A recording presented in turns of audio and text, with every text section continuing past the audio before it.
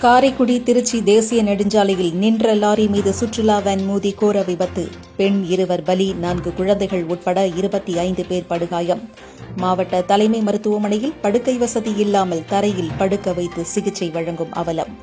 சிவகங்கை மாவட்டம் இளையாங்குடி அருகே பூச்சியேந்தல் கிராமத்தைச் சேர்ந்த 25க்கும் மேற்பட்டவர்கள் சுற்றுலா வேன் ஒன்றில் வளைகாப்பு நிகழ்ச்சிக்கு வரும்போது திருச்சி காரைக்குடி தேசிய நெடுஞ்சாலையில் தீயணைப்பு நிலையம் எதிரே நின்று கொண்டிருந்த லாரி ஒன்றில் பின்னால் வந்த சுற்றுலா வேன் மோதிய கோர விபத்தில் 2 பெண்கள் பலியான நிலையில் 4 குழந்தைகள் உட்பட 25 பேர் பலத்த காயத்துடன் மருத்துவமனைக்கு அனுப்பப்பட்டுள்ளனர்.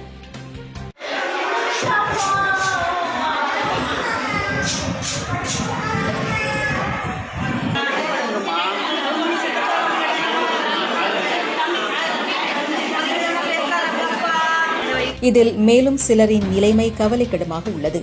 குன்றக்குடி போலீஸ், தீயணைப்புத் துறையினர், செஞ்சிலுவை சங்கத்தினர் மீட்புப் பணியில் ஈடுபட்டுள்ளனர்.